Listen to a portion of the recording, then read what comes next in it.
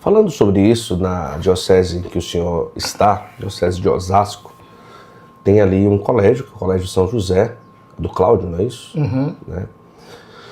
E hoje se tem uma grande movimentação no Brasil de aberturas de escolas católicas. Né? Algumas numa linha um pouco mais conservadora, tradicional, outras numa linha mais carismática, ou de certo tipo, e tem o movimento do homeschooling também, né? Toda essa questão. Né? Não buscando criar uma conotação de certo, errado, funciona ou não funciona, mas uma opinião do padre José Eduardo. Né? Se os católicos desejam abrir ou potencializar ou oferecer para a sociedade um lugar católico para se aprender as coisas, qual seria, na opinião do senhor, talvez uma metodologia ou um caminho mais efetivo? Não é? Vamos lá, Padre José Eduardo falando sobre homeschooling, por exemplo, não é? Na atual realidade do Brasil. Um colégio um pouco mais ali, obrigatoriedade de saia, obrigatoriedade de véu, algumas outras coisas e tal, e um colégio católico ali, meio carismático, não sei. No que o senhor tem visto por aí, não é? Quais as linhas que o senhor poderia traçar como algo que fosse efetivo para a educação católica? Uhum. Bom, eu acho que o homeschooling, ele deveria ser uma saída última, quando você não tem mais nada a fazer. Por quê? Porque a socialização da criança, ela se faz na escola.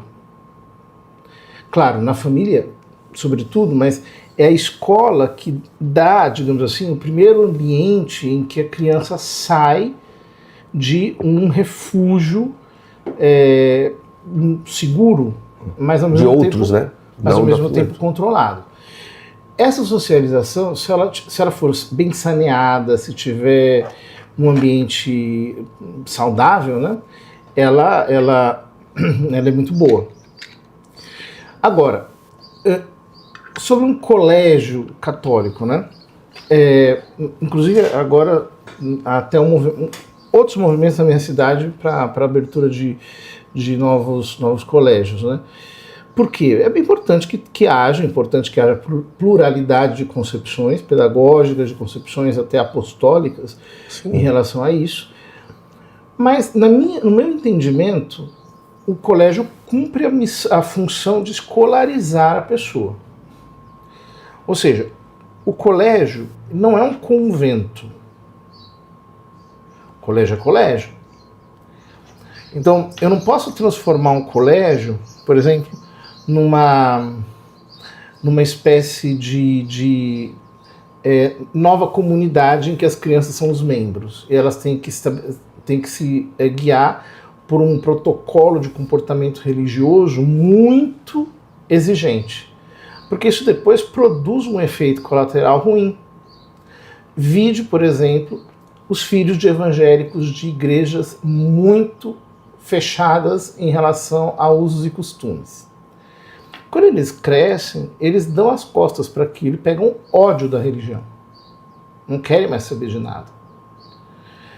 Portanto, eu acho que a carga religiosa, ela tem que ser muito bem controlada, ela não pode ser excessiva, justamente porque a escola é escola, e a escolarização tem que ser feita dentro do que se espera de um colégio. Ou seja, eu não posso dar, por exemplo, se a criança sabe grego, hebraico, latim, música, uma série de coisas, mas ela não sabe geografia, história, aquilo que se pede para um currículo, né?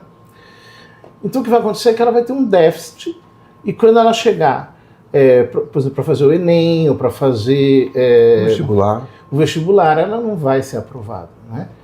E esse tipo de esse tipo de lesão a gente não se pode permitir em nome de uma certa proteção que às vezes tem uma conotação escapista, né?